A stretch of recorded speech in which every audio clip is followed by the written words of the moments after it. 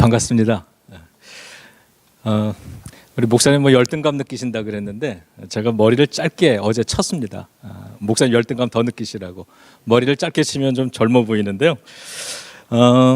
우리 강영신 목사님 그 함석헌 선생의 글 중에 뭐 이런 친구를 두었는가 뭐 이런 내용이 있죠. 그거 생각하면 뭐 이렇게 먼 길 여행 떠날 때 처자를 맡기고 떠날 그럴 친구를 너는 가지고 있는가 뭐 이렇게 시작되는 건데, 우리 강영신 목사님하고 저하고 이렇게 잘 이렇게 뭐랄까 학교도 같이 다닌 적이 없고요. 우리 목사님이 저보다 한 살 더 많죠 아마, 그렇죠? 이렇게 같은 곳에서 지금 목회를 같은 교단에서 목회를 하지만 이렇게 엮이지 않을 가능성이 참 많은 그런 목사님인데, 이렇게 한 동네에서 같이 만나고 오랜 세월을 곁에서 같이 지내면서 정말 평생을 남은 인생 같이 가고 싶은 그런 목사님이세요. 그래서 늘 만나면 이렇게 편하고 생각이나 마음도 잘 통하고 그렇습니다. 그래서 이 목사님 같이 신앙생활하는 여러분들 참 복되다 하는 이런 생각을 갖는데, 다시 한번 불러주신 은혜도 감사를 드리고 말씀을 전하게 돼서 너무 감사를 드립니다. 우리 이은실 집사님 맞나요 이름이? 찬양 너무 은혜롭게 잘 들었습니다. 여기 교인들은 다 목사님 닮아가는 것 같아요. 목사님 찬양을 너무 잘하시는데 저는 이렇게 찬양을 잘하지 못합니다. 그래서 늘 이 찬양의 열등감이 좀 저는 있습니다. 그래서 목사님을 만나면 저도 그 찬양에 늘 열등감을 느끼고 있다는 거 더불어서 말씀을 좀 드립니다. 제가 시간을 잘 맞춰서 오려고 애를 썼는데 오늘 제가 저희 교회 설교를 제가 너무 길게 했어요. 길게 하고 또 끝나고 사무실에 들어가 있으면 기도를 또 받으러 오시는 분들이 좀 몇 분 계세요. 오늘 또 수술 앞둔 가정들도 몇 가정이 있어서 기도를 마치고 부지런히 오다 보니까 제가 생각한 것보다 진짜 멀더라고요. 되게 가까운 줄 알았더니 그리고 이렇게 차가 많아요 이 동네. 차가 야 좋다 이런 생각이 좀 들었습니다. 애시번 제가 늘 이렇게 깨끗한 동네라서 여기 사시는 분들도 이미지가 참 깨끗하고 이 교회도 늘 올 때마다 이렇게 참 깨끗하고 정돈 잘 돼 있고 예배 분위기도 참 깨끗하고 깔끔하고 너무 여러 가지 부럽다는 생각이 좀 듭니다. 제가 예배당을 이렇게 들어오는데 이러한 감동이 문득 옵니다. 믿음, 소망, 사랑, 그 중에 제일은 사랑이라 그랬어요. 이 말 여러분 잘 아시잖아요. 믿음, 소망, 사랑 중에 사랑이 제일이니까 나머지 것 뭐 들 필요하다 이런 말은 아니죠.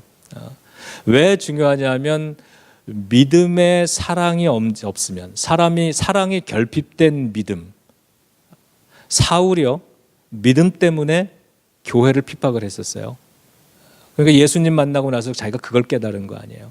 그러니까 하나님을 사랑하는 그 사랑이 특심했기 때문에 오히려 믿는 다른 사람들을 자기의 잣대로 평가하고 그들을 마음대로 이렇게 정죄하고 그리고 핍박했다. 그러니까 믿음이 좋은데 사랑이 결핍된 채로 믿음이 너무 좋아져도 문제고, 소망에 사랑이 없으면 어떻게 되겠어요? 사랑이 없는 소망, 이 소망이 크다고 좋은 게 아니죠. 사랑이 결핍되면 이기적인 욕심이 되는, 이기적인 소망이 돼버릴 거 아니에요. 그래서 이 사랑이라고 하는 것은 믿음도 더 아름답게 만들고 소망도 더 가치 있게 만들어주는 바로 그러한 어떤 음식으로 따지면 꼭 필요한 뭐 조미료 같은 거라 그럴까, 뭐 이런 것들인데, 이 교회를 들어오면서 그래 오늘 어머니 같은 교회라고 하는 그 주제로 오늘 말씀을 증거하도록 이끌어 주신 이유가 바로 여기 있구나. 세상에 어머니만큼 그 사랑이 깊은 존재가 어디 있겠습니까? 세상 사람은 다 포기해도 어머니는 그 자녀를 포기하지 않는 거죠. 그런 의미에서 하나님께서 우리 이 애시번 한인교회 믿음이 큰 교회이기도 원하시고 소망이 아주 아름답고 그러한 교회이기도 원하시지만 무엇보다도 이 지역에 사랑으로 소문나는 교회가 되기를 원하시는 게 아닐까 이런 생각을 좀 해봅니다. 어머니 같은 교회, 제가 몇 년은 한 20여 년 전에 제가 일본 선교사로 떠날 때 일을 좀 잠깐 나눌게요. 그때만 해도 이제 뭐 제가 그 김포공항에서 우리 집사람하고 결혼을 해서 이제 막 신혼 때 일본으로 선교사를 떠나게 됐습니다. 그때 그 공항에 저희 부모님하고 장인 장모님이 함께 오셨어요. 저희 부모님도 장인 장모님도 다 목회를 하시는 목사님이셨는데 지금은 다 은퇴를 하셨습니다. 그래서 거기서 그날 작별 인사를 하는데 저희는 그 충청도 청양이 고향입니다. 그러니까 충청도가 고향인 집안이라서 뭐 이렇게 평소에 이렇게 막 살갑거나 뭐 허그를 하거나 부모님이 뭐 사랑한다 뭐 이런 얘기를 전혀 안 하고 자라난 집안입니다. 더군다나 제가 삼형제 중에 제가 둘째인데 우리 남자들 형제들만 있어가지고 더더욱 그런 이야기랑은 거리가 멀게 살았어요. 그런데 저희 와이프 집안은 장인 장모님 가정은 그렇지가 좀 않습니다. 저희 장인어른이 이북 출신이신데 이북에서 내려오셨거든요. 그러니까 여기에 가족들이 그렇게 많지를 않아요. 그러다가 보니까 더 남아있는 가족들과 살갑게 지내셨고 또 저희 장모님이 대단히 이 뭐라 그럴까요? 이렇게 친화적이고 이런 사랑이 많으신 분이에요. 그래서 우리 저희 와이프 집안은 늘 사랑한다, 뭐 보고 싶다 이런 이야기를 많이 하는 집안이에요. 그러니까 집안의 문화가 서로 다르죠. 지금도 제가 참 있는 게 뭐냐면 장모님하고 이렇게 전화 통화를 하고 끝나면 그러면 저희 어머니는요 전화 통화 이렇게 하고서 예 어머니 그러면 안녕히 계세요 이러고 끝나잖아요. 예 그래요 어머니 예 안녕히 그러면 벌써 탁 끊어버리세요.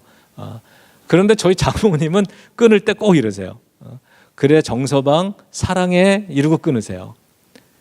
그러면 제가 뭐라고 대답을 해야 되는 거죠? 이럴 경우엔 예, 어머니 저도 사랑해요 그랬는데 저는 그런 얘기를 안 해봤거든요. 그래서 그런 얘기를 하면은 예 이러고서 그냥 적당히 이렇게 끊어요. 더 힘든 건 장인어른이 전화 끊으면서 그래 정서방 사랑하네 이러고 끊으면 더 미치겠어요 아주. 근데 이런 분위기인데 저 공항에서 헤어지는 날이에요. 저희 어머니는 만주 출신이세요. 저희 외할아버지가 그 일제 시대 때 그 만주로 피난을 가셨어요. 가족들 다 데리고. 그래서 거기서 저희 어머니를 낳으시고 그 저희 어머니는 어릴 때부터 그 만주 벌판에 말을 타고요. 총을 메고 그 독립운동을 이렇게 하면서 막 다니던 사람은 아니었고요. 그냥 만주에서 태어나서 그 한국 전쟁 해방되고 한국으로 돌아오셨어요. 그리고 거기서 목회를 하셨는데 6.25 때 돌아가셨어요. 순교를 하셨어요. 그리고 37살에 돌아가셨고 저희 외할머니는 뭐 그보다 뭐 나이가 조금 적으셨겠죠. 그래서 젊을 때 과부가 되셔서 그 딸 셋과 아들 하나를 혼자 키우셨어요. 저희 어머니가 장녀인데 그래서 저희 어머니가 그 뒷바라지를 다 하셔야 됐기 때문에 저희 어머니는 좀 강하십니다.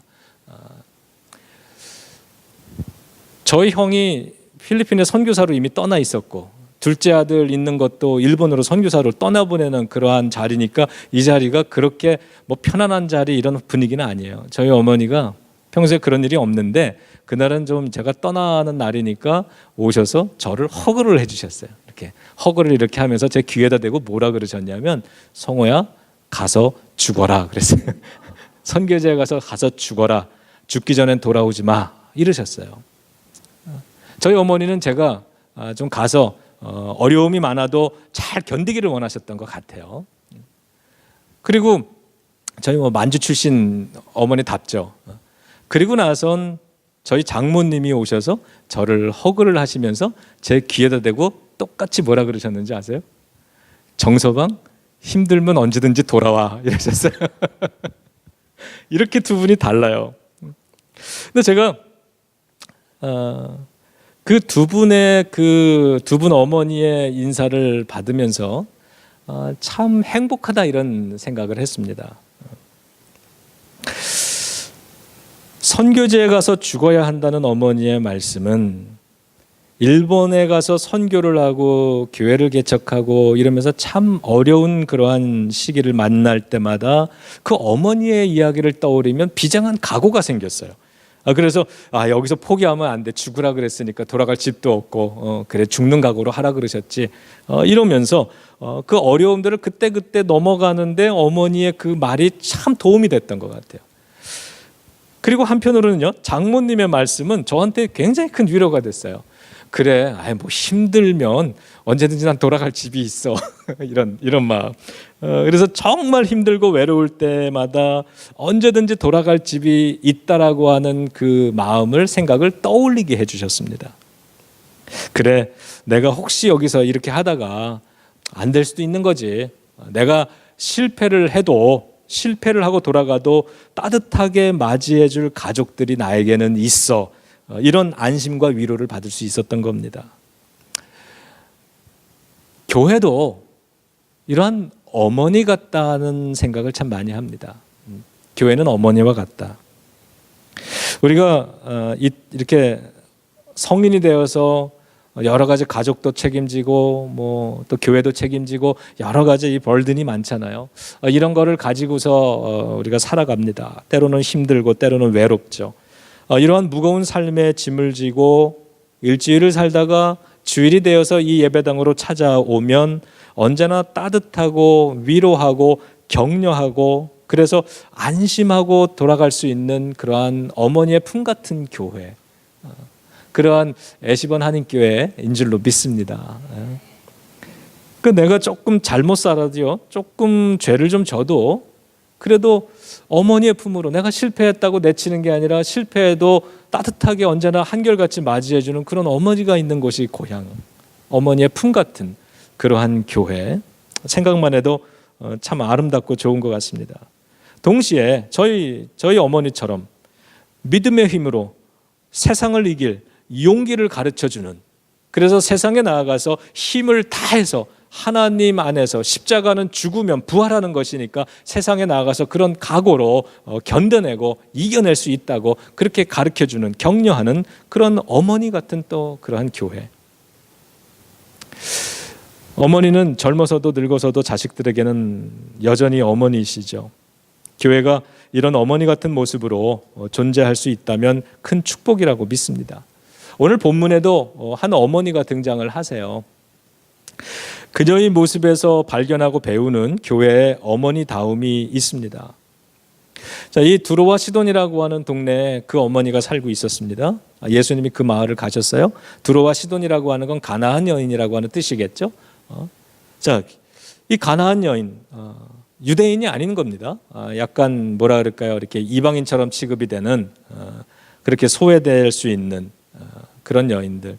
사람들이 사랑으로 대하고 존경하고 이렇게 만나는 것이 아니라 무언가 차별을 주고 이런 거리감을 두는 그런 어머니, 쉽지 않은 그러한 환경에서 살았을 것 같습니다.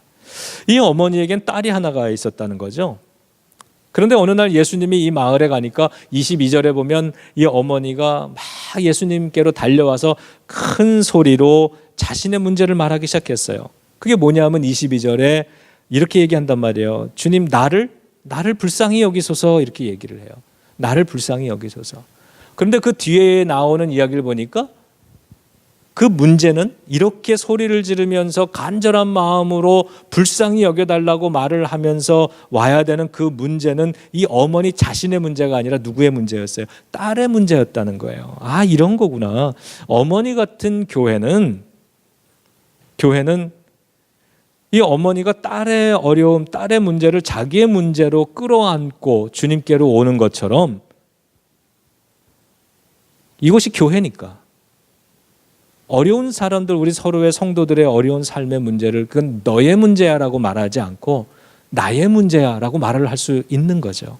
그래서 우리 다른 성도들, 다른 사람들이지만 그들의 문제를 나의 문제라고 고백하고 그 사람을 위해서 우리가 중보기도 해줄 수 있고 그 문제를 나의 것인 것처럼 같이 고민해주고 같이 고통당하고 같이 격려해줄 수 있는 그러한 곳이 어머니 같은 사랑의 교회가 아니겠는가. 자, 우리 예시본 교회가 그러한 교회인 줄로 믿습니다.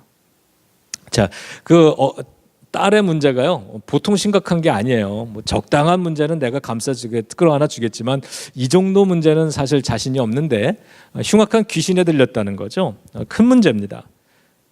이건 뭐 드러내기도 조금 창피해서 자꾸 쉬쉬하고 싶은 그러한 부끄러움이잖아요. 이 쉐임의 문제인데 이런 부끄러움의 문제를 이 어머니는 그거를 밀어내거나 감추지 않았다라고 하는 것. 그것을 자신의 수치로 딸이 부끄러울까 봐 이 어머니는 그 부끄러움을 자기가 대신 끌어안으면서 나를 도와달라고 이렇게 간절히 큰 소리로 그 많은 사람들 앞에서 그걸 가지고 나올 수 있는 이 어머니의 사랑. 이 어머니니까 가능하겠죠.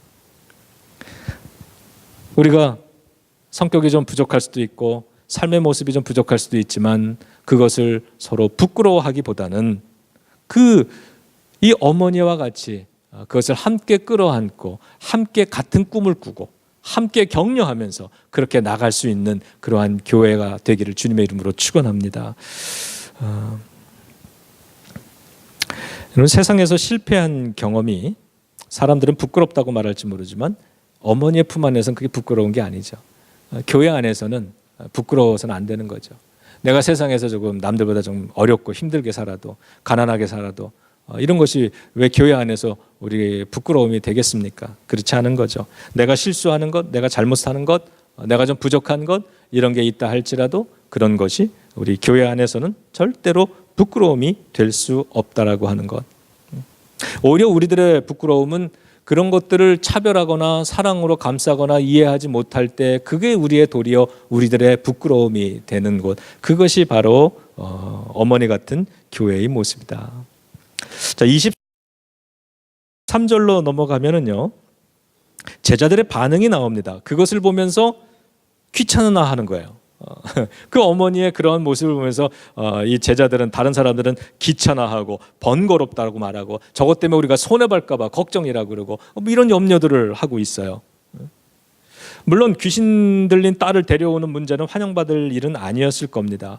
그러나 다른 사람들에게 귀찮은 문제지만 이 어머니에게 있어서는 이 문제는 세상 어느 것보다도 더 소중한 중요한 문제였다라고 하는 것.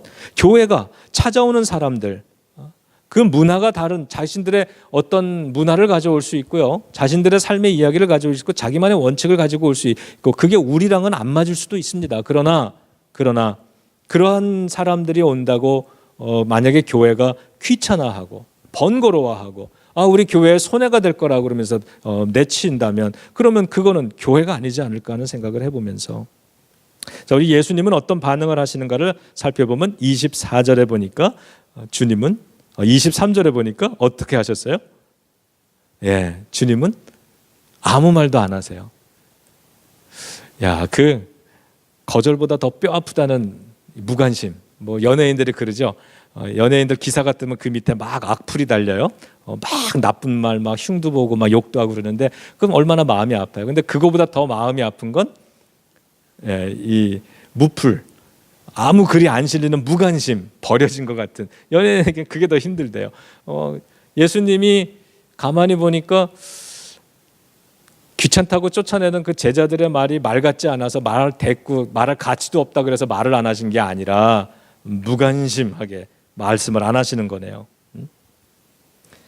자, 예수님이 그런 다음에 두 번째 반응을 보이십니다. 24절에 이렇게 말씀하셨어요.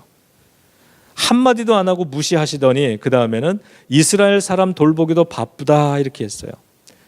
저 가나안 여인을 위해서 내가 써줄 시간이 나한테는 없다 이런 뜻이죠.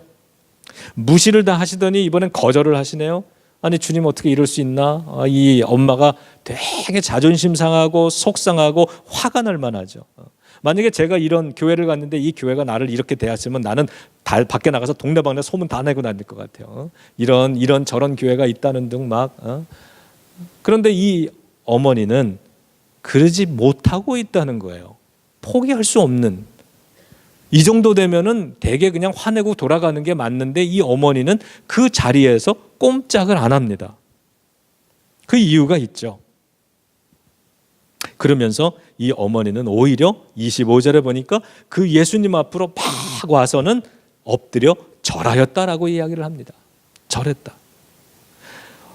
내가 보기엔 화가 난다고 그냥 포기하고 돌아가서 그냥 한바탕 욕설이나 해주고 그냥 돌아가도 뭐 괜찮을 것 같은데, 이 어머니는 포기하지 않고 돌아가지 않고 오히려 예수님 앞에 와서 무릎까지 꿇더라, 절까지 하더라. 자존심 다 내려놓는 거죠. 이 어머니에게 있어서는 딸을 위해서라면 얼마든지 낮아질 수 있었을 겁니다. 이것이 바로 어머니가 보여주고 있는 두 번째 사랑의 모습인 거죠. 그러더니 이렇게 말합니다. 도와주소서. 도와주세요. 도와주세요. 도와주세요라는 말 참 어려운 말입니다. 자존심 상하는 말입니다. 그냥 차라리 뭐 안 먹고 말지, 차라리 안 하고 말지, 힘들고 말지, 난 죽어도 도와달라는 소리 못해. 예전에 제가 그 전도사 생활을 할 때 저희 교회 담임 목사님이 이런 설교를 했어요. 뭐 사업하는 교인들을 향해서 하셨던 말씀인데, 사업할 때 뭐 자존심 세우면서 어떻게 사업하느냐, 장사할 때 그냥 잠깐 자존심 내려놓고 뭐 10초만 참으면, 1분만 참으면 그 뒤가 나머지 시간들이 다 좋을 수 있는데, 그거 한번 머리 못 숙여서 자존심 세우고 나머지 인생 고통스럽게 그러지 말아라. 뭐 이런 생각이 기억이 나요. 그 자존심, 그런데 이것을 내려놓는 그 어머니, 그럴 수 있는 이유는 사랑 때문이었다. 우리도 사랑하면 내려놓을 수 있을 줄로 믿습니다. 사랑하면 품을 수 있는 거죠. 사랑하면 참을 수 있는 거죠. 사랑하면 억울해도 견딜 수 있는 거죠. 근데 이번엔 예수님이 심한 말을 좀 하시네요. 세 번째 예수님의 반응은 26절, 자녀의 떡을 개에게 던지는 것은 불가능하다 이러셨어요. 자녀들은 뭐 유대인을 말하겠죠. 그러면서 이 개에다가 비유를 하셨어요. 뭐 이게 뭐 다른 의미가 있다, 뭐 이런 해석도 다양하지만 저는 이 말씀 그대로를 한번 생각을 해봤어요. 이런 모욕을 내가 당했다면, 내가 그 어머니의 자리에 있다면 나는 과연 어떻게 행동했을까를 생각을 해봤어요. 지금 모욕을 당하는 거 아닙니까? 인격적인 수치를 당했어요. 이 어머니의 모습을 보면서 참 반성을 많이 합니다. 목사로서 목회를 하면서도 내가 부당한 대우를 받고 이럴 때는 내가 감정적으로 굉장히 어려워지죠. 나는 분노합니다. 화가 납니다. 모욕을 당한다? 나는 굉장히 앵거 때문에 괴로워할 거예요.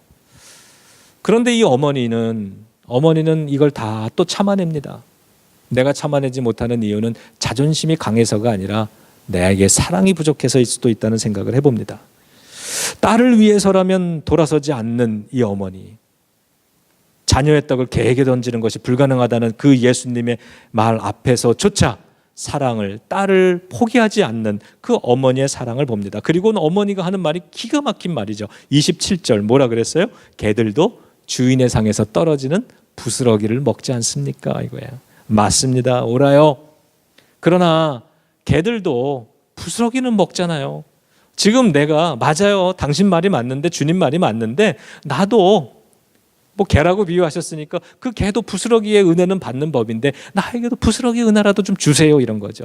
그 부스러기 은혜만이라도 그걸 받는다면 내 딸이 회복되는데 넉넉하다라고 하는 그 놀라운 믿음을 보고, 그 믿음보다 더 놀라운 건 그 어머니의 사랑이었다라고 하는 거죠.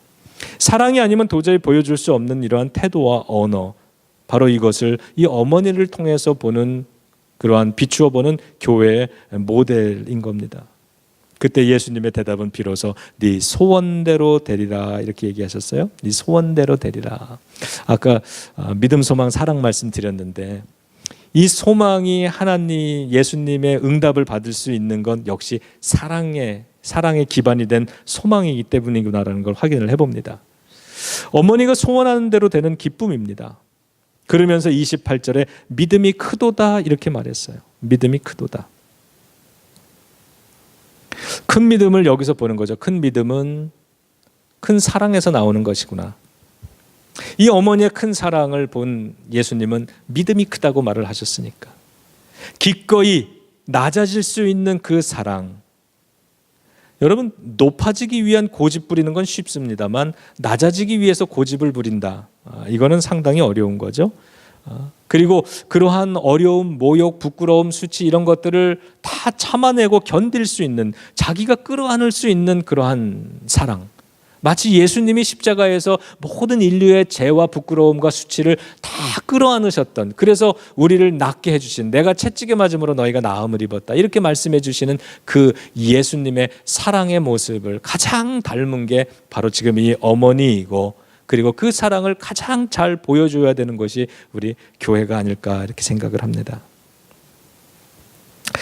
예수님의 사랑, 포기하지 못하시는 사랑, 하나님도 우리를 포기할 수 없어서, 나를, 여러분 한 사람 한 사람을 포기하실 수 없어서 하나님은 이 땅에 인간의 몸으로 입고 오셔서 십자가에서 달려 손수 죽으실 만큼 우리를 포기하지 못하시는 그 사랑의 하나님이시죠. 십자가에서 낮아지고 모욕당하는 그 예수님의 사랑의 모습, 그것을 오늘 이 교회를 통해서 우리는 보고 이 어머니를 통해서 다시 확인을 해봅니다. 결국 딸을 치유하는 이 어머니의 사랑과 이 믿음처럼 우리 교회를 찾아오는 모든 성도들이, 모든 이 지역사회 사람들이 비록 부끄러움과 어려움과 힘듦과 고통을 가지고 찾아온다 할지라도 오늘 이 교회 안에서 예배를 드리고 돌아갈 때는 이것이 회복되어 있고 이것이 치유가 되어 있고, 그래도 힘들지만 이 교회를 보니까, 주님의 사랑을 경험하고 보니까 그래도 세상은 살아갈 이유가 있고 살아갈 만한 곳이라고 그렇게 말하면서 돌아가서 삶의 자리로 다시 힘내서 돌아갈 수 있는 그러한 어머니 같은 교회, 자, 이 애시본 한인교회가 그러한 교회로서 이 지역사회에서 계속해서 이 역할을 잘 감당해 주시기를 다시 한번 부탁을 드립니다. 잠깐 기도하겠습니다. 하나님의 사랑을 이 어머니를 통해서 보듯이 이 지역에 있는 많은 지친 영혼들이 하나님의 사랑을 이 애시본 교회를 통해서 봅니다. 사랑하기를 포기하지 아니하신 예수님의 그 십자가의 모습이 우리에게 부활의 생명을 주었듯이, 하나님, 많은 사람들을 포기하지 않는 어머니 같은 그러한 사랑의 이 교회를 통해서 수많은 영혼들이 치유받는 것을 꿈꿉니다.